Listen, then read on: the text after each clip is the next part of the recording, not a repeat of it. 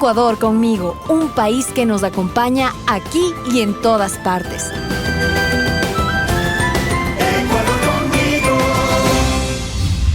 Gente que nos inspira. Así podríamos llamar a este episodio. Hoy conoceremos la historia de un hombre que decidió levantar su voz desde un púlpito para inclinar la balanza hacia los más pobres. Un obispo que el día de hoy ya es leyenda.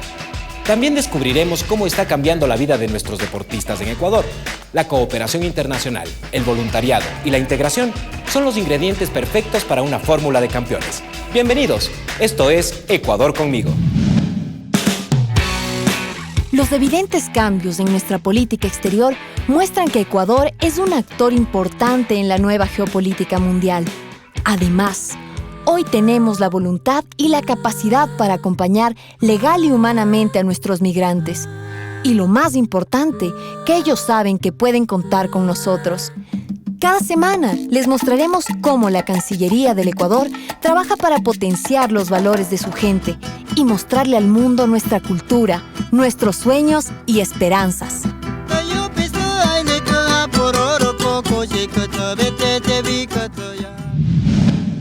Ahora un adelanto de los reportajes que hemos preparado para hoy. Enseño taekwondo a alumnos ecuatorianos, pero yo también aprendiendo de idioma. Ecuador, una potencia deportiva de talla mundial. Lo que a mí me gusta de ellos es que son muy puntuales. ¿Quiénes son algunos de los personajes que contribuyen con este sueño? Puede ser que tengan su diferencia, pero en el fondo todos los seres humanos somos iguales. Y ver que has logrado tu medalla de oro se siente satisfactorio. Desde El Salvador, la historia del sacerdote que murió en el altar por amor a su pueblo. Bueno, dice que no debemos compararlo con Jesús, pero Jesús murió por eso, por sus ideales. ¿Por qué lo asesinaron mientras celebraba la Eucaristía? Son los ornamentos que él usaba a la hora de su muerte. Es el alba ensangrentada, como podemos ver ahí. ¿Por qué miles de personas siguen su doctrina? El pueblo salvadoreño. Monseñor Óscar Arnulfo Romero, el mártir de los pobres. ¿Cómo olvidar nuestra primera clasificación a un mundial de fútbol en Corea-Japón 2002? O los pasos firmes de Jefferson Pérez al conseguir la medalla de oro en los Juegos Olímpicos Atlanta 1996. Pero no solo el fútbol o el atletismo son deportes que nos hacen sentir orgullosos como ecuatorianos. Nuestro potencial es infinito. Este se ha desarrollado en los últimos años gracias a la cooperación internacional, al intercambio de experiencias y conocimientos de entrenadores que llegan al país desde otras latitudes. Y claro, a la enorme entrega de nuestros compatriotas. A continuación, una entrega especial llena de adrenalina.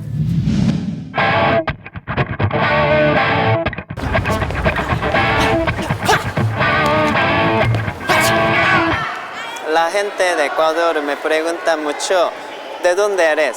¿De Corea del Norte o Corea del Sur? Exactamente, soy de Corea del Sur. Kim Beon-mo, o Diego, su nombre adquirido en este país, llegó al Ecuador hace más de un año para enseñar taekwondo en la Federación Deportiva de Imbabura. Su meta, impartir esta disciplina que en su país es el deporte olímpico nacional. Diego es un especialista en este arte marcial. Motivado por conocer un país diferente y compartir sus conocimientos, dejó Seúl para vivir en Imbabura como voluntario. Él, como muchos extranjeros, son parte de un sistema de cooperación internacional. Un poquito, ¿no?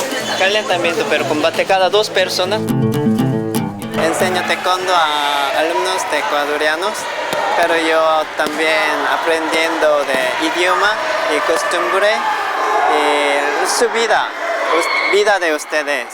Su entrega y esfuerzo ha llevado a que este grupo de jóvenes pueda participar en los Juegos Deportivos Nacionales de Taekwondo en la ciudad de Guayaquil. Los profesores que vienen acá de Corea prácticamente nos ayudan mucho en la capacitación de lo que es el taekwondo y todas las técnicas de combate, nos hacen mejorar las técnicas de cada patada. Sí, el profe Kim es muy buen entrenador, nos ha enseñado varias cosas.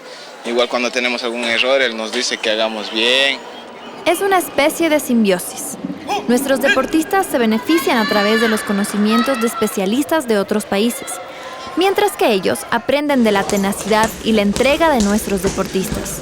entrenadores nacionales o extranjeros, deportistas que lo dejan todo para ganar una medalla. Todos formamos un equipo ganador. Kim vino al Ecuador como voluntario y gracias a su desempeño, Imbabura obtuvo una medalla de plata y 3 de bronce en los Juegos Deportivos Nacionales de Guayaquil. Una de las modalidades de cooperación entre países es el voluntariado. Corea es uno de los países que más voluntarios trae al Ecuador a través de un sistema establecido por la Agencia de Cooperación Coreana, KOICA. Ellos, año tras año, seleccionan a los mejores candidatos para venir a trabajar en nuestro país según su formación y experiencia profesional. Hasta septiembre 2015 contamos 42 voluntarios.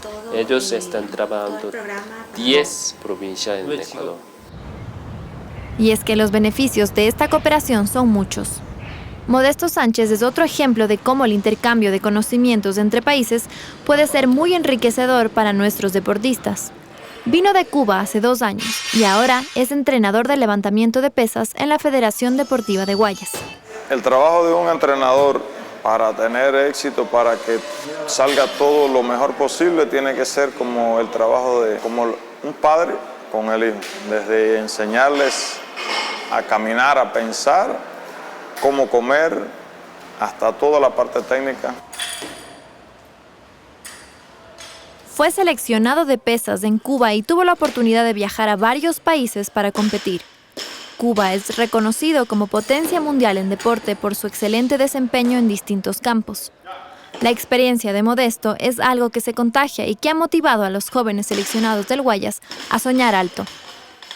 Cuando llegué acá, ganamos los Juegos el año pasado de menores, que la provincia estaba en 5º lugar, y lo llevamos a ganar. Ahora recientemente, hace 7 días, pues ganamos los Juegos prejuveniles que se están realizando aquí y quedamos en primer lugar. Uno de estos soñadores es Sergio Cantos. Tiene apenas 19 años y entrena desde los 12. Su motivación lo ha llevado a participar en varias competencias internacionales y a ganar varias medallas. Tuve otra competencia, que fue este año. Fui a Colombia a un Panamericano. Quedé tercero también. Ha sido algo muy agradable. Ecuador empieza a tener grandes resultados en el ámbito del deporte. No solo a través de la cooperación internacional logramos llegar a nuestras metas. También somos capaces de generar éxitos por nuestros propios esfuerzos.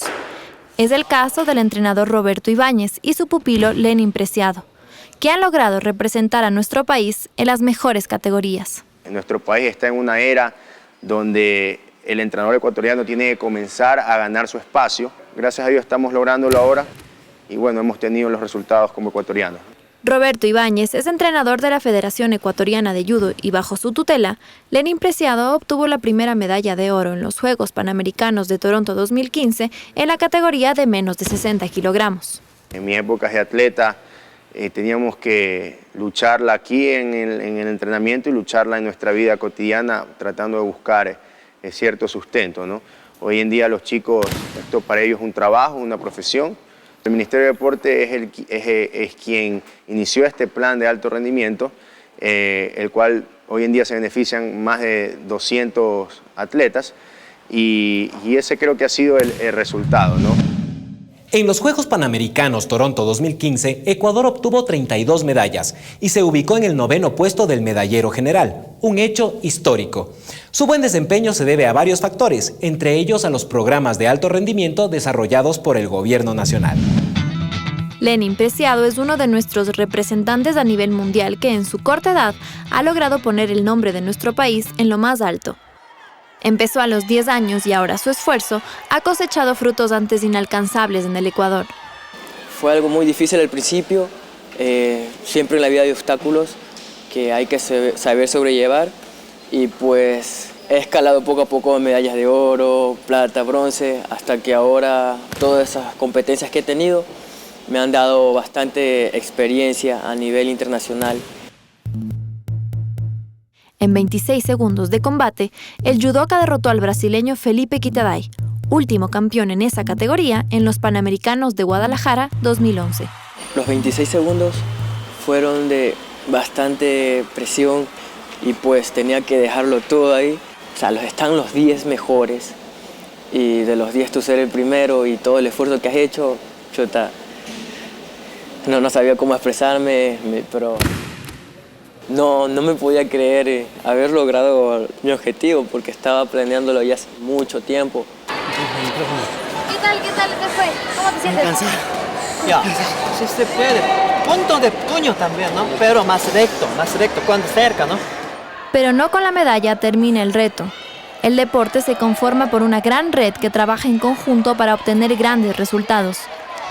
Volvemos a nuestros voluntarios coreanos y a Yuni, una joven fisioterapeuta que después del esfuerzo y dedicación de nuestros deportistas da una mano de alivio. Trabajo con deportistas. Cuando los deportistas están lesionados, yo ayudo en la rehabilitación. Somos un país que hoy en día cuenta con una identidad, algo que antes no teníamos, y esa identidad que ahora tenemos como ecuatorianos está haciendo que los chicos crean más y puedan usar ese potencial físico en las competencias y esa identidad de saber que el ecuatoriano también puede, ¿no? Ahora les hablaremos de un acto católico de suma importancia para toda Latinoamérica: la beatificación de Monseñor Óscar Arnulfo Romero, el mártir de los pobres. Monseñor Romero fue un sacerdote salvadoreño cuyo trabajo consistía en ayudar con toda dedicación a los más pobres de su país. Al defender los derechos humanos de su pueblo, cuestionó con fuerza a los gobiernos represores, a los medios de comunicación e incluso a la propia Iglesia Católica. ¿Pero por qué lo asesinaron mientras celebraba la Eucaristía? ¿Por qué miles de personas siguen su doctrina? Estuvimos en San Salvador para conocer a detalle la historia de Óscar Arnulfo Romero.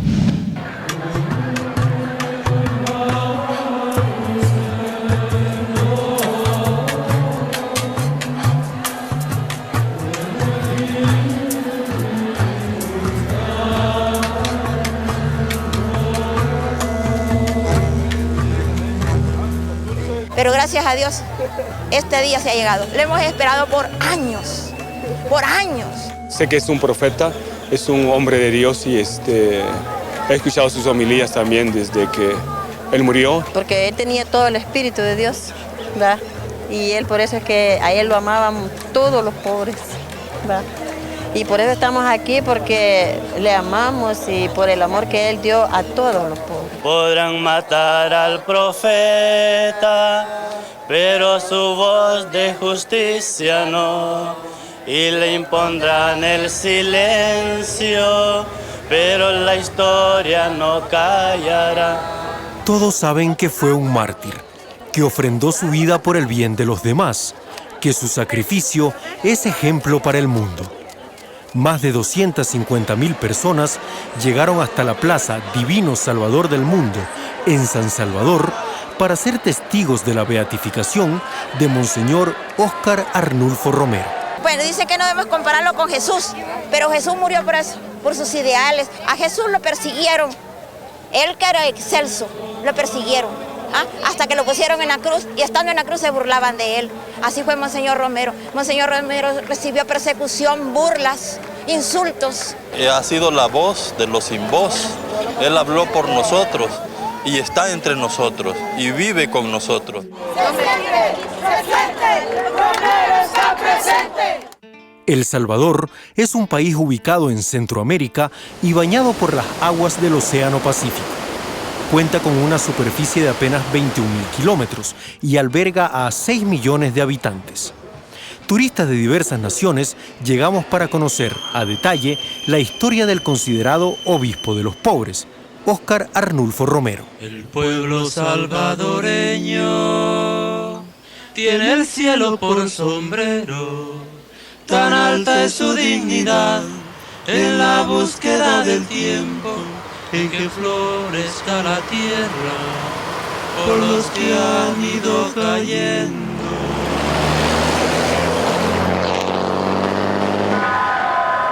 Pero ¿quién fue Monseñor Romero? ¿Por qué miles de personas lo admiran e intentan imitarlo? Esta es la evidencia de lo que estoy diciendo, la injusticia social. Que no debía de haber hombres de primera clase y hombres de segunda clase. Arnulfo Romero fue un sacerdote salvadoreño formado en Roma. Su trabajo consistió en ayudar con total dedicación a pobres, campesinos y niños huérfanos. Y me da tristeza de que a mucha de esta gente no se le da oportunidad de promoverse, de desarrollarse, no encuentra ni siquiera la subsistencia a veces. Cuando de defender los derechos ciudadanos se trataba, cuestionó con fuerza a las dictaduras militares, a los medios de comunicación e incluso a la propia Iglesia Católica. Cuando fue nombrado arzobispo, decidió, de forma valiente, denunciar la desaparición forzada de personas y el asesinato de sacerdotes, defensores de la justicia social, como el padre Rutilio Grande. En los años 80, en el contexto de un país empobrecido, los salvadoreños protestaban en las calles y el gobierno reprimía a los manifestantes. Monseñor Romero condenaba permanentemente la violencia y pronunció un discurso que le costó la vida. Invitó a los soldados a desobedecer si recibían la orden de matar. Escuchemos. Yo quisiera hacer un llamamiento de manera especial a los hombres del ejército y en concreto a las bases de la Guardia Nacional, de la policía, de los cuarteles. Hermanos, son de nuestro mismo pueblo, matan a sus mismos hermanos campesinos y ante una orden de matar que dé un hombre, debe de prevalecer la ley de Dios que dice no matar. Al día siguiente, el 24 de marzo de 1980, Óscar Romero fue asesinado por un francotirador mientras celebraba la Eucaristía. Su crimen se atribuyó a grupos de extrema derecha de El Salvador. En la capilla del Hospital de la Divina Providencia conocemos al padre Jesús Orlando Erazo, quien recuerda la fatídica tarde del 24 de marzo de 1980. Monseñor estaba celebrando la misa, estaba en este sitio. En el momento de la consagración, está predicando, la consagración, levanta el cáliz. En el momento de levantar el cáliz, mira el cáliz y seguramente mira el disparador.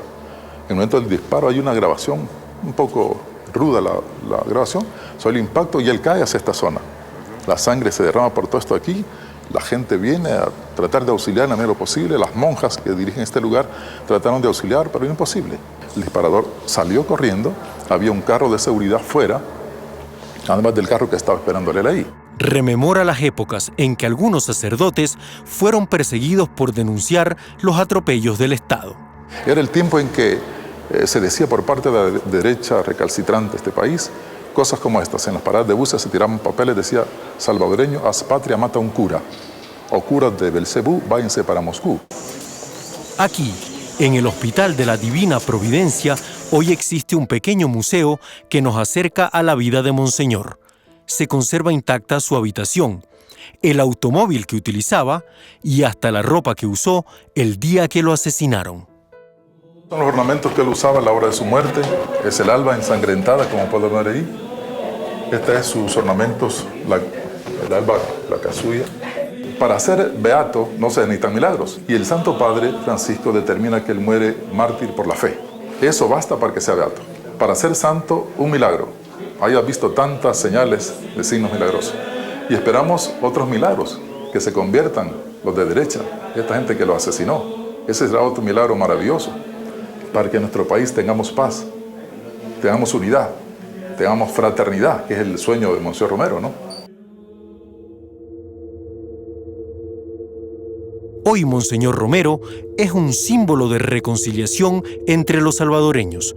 Así lo manifiesta el canciller de la República de El Salvador. Este es un hecho histórico no solo para El Salvador, sino para el continente americano y para el mundo. Estamos hablando de la figura de Monseñor Romero, una figura que jugó un papel importante en los momentos más difíciles del conflicto armado interno de El Salvador y que a través de su fe, Monseñor Romero trató de evitar a toda costa que se siguieran violando los derechos humanos, que se siguiera desangrando el pueblo salvadoreño en un conflicto armado interno.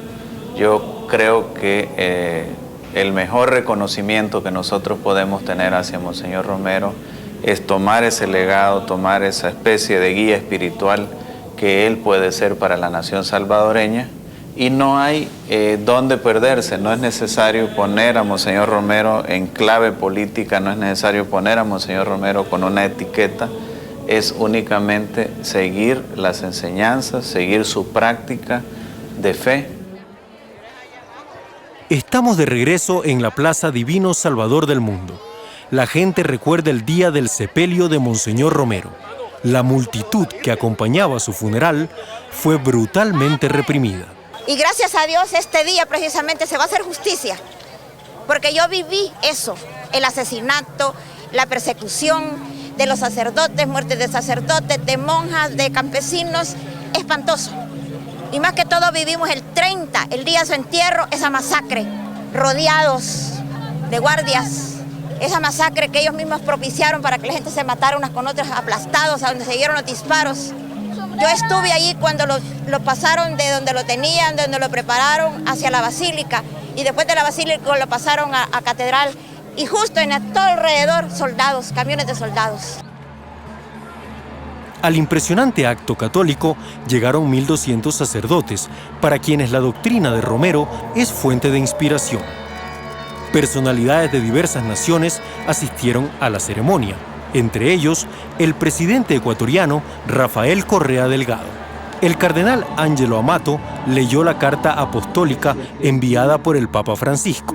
A partir de ese momento, Óscar Arnulfo Romero fue incluido en la lista de beatos de la Iglesia Católica.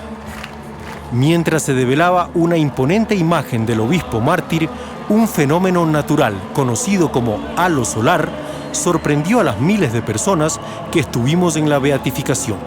Para muchos fue una señal divina.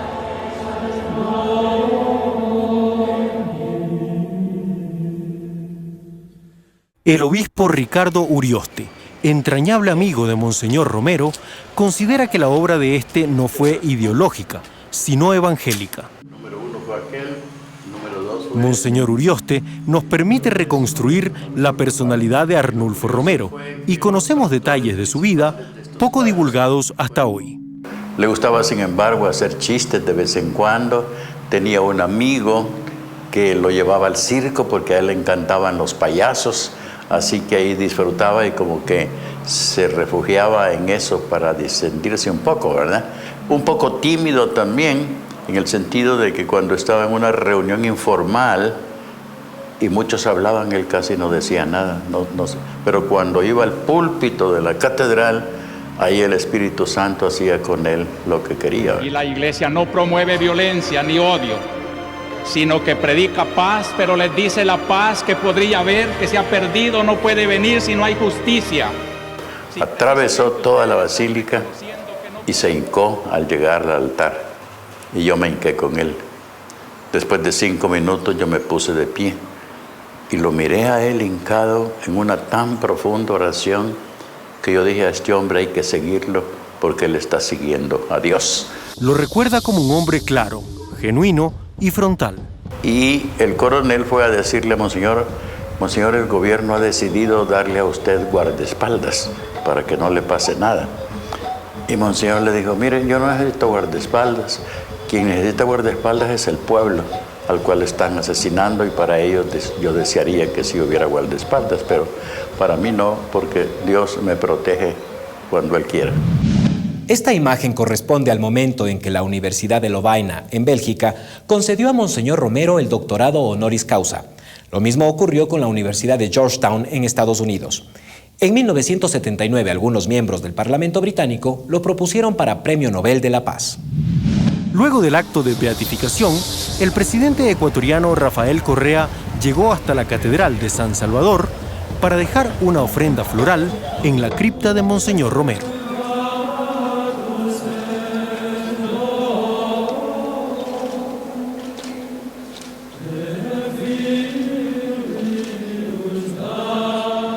Para Medardo González, secretario general del Frente Farabundo Martí, Monseñor Romero sacrificó su vida por la democracia y por la paz del pueblo salvadoreño. Somos un país ahora que ya no tenemos aquel sistema de dictadura militar que nosotros vivíamos y que Monseñor Romero, igual que nosotros, lo sentimos. Todo eso se fue al piso y no existe.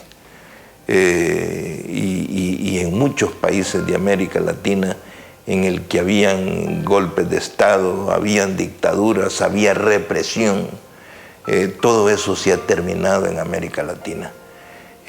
Hay un proceso social de transformación que se está impulsando en muchos países de la región. 35 años después de su muerte, Monseñor Romero fue declarado beato. Ahora, todos los fieles esperan su canonización, porque para el pueblo, Romero debe ser elevado a los altares como un santo.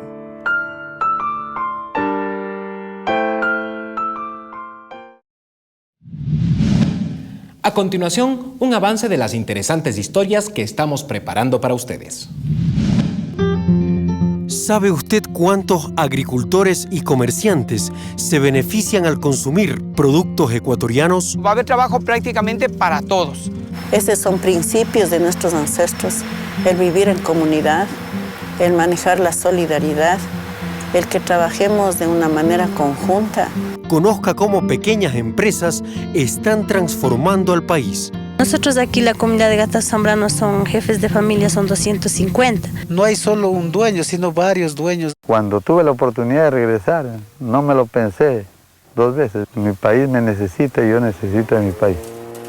¿En qué consiste la economía popular y solidaria? Tenemos la oportunidad para convertirnos en un huerto para el país. Bueno, es que este trabajo no solamente es para hombres. Nosotros las mujeres también nos podemos desenvolver tal vez mejor que ellos. Existen motivos para avanzar y luchar por los sueños en los que creemos. Estamos cada vez más cerca de alcanzar nuestros objetivos, pero lo importante es hacerlo juntos, porque unidos somos más fuertes. No olvides de escribir a nuestras redes sociales. Cuéntanos qué es lo que más te gustó de nuestro programa. Siempre estamos atentos a tus comentarios y sugerencias. Nos vemos la próxima semana aquí, en Ecuador Conmigo. El Ministerio de Relaciones Exteriores y Movilidad Humana presentó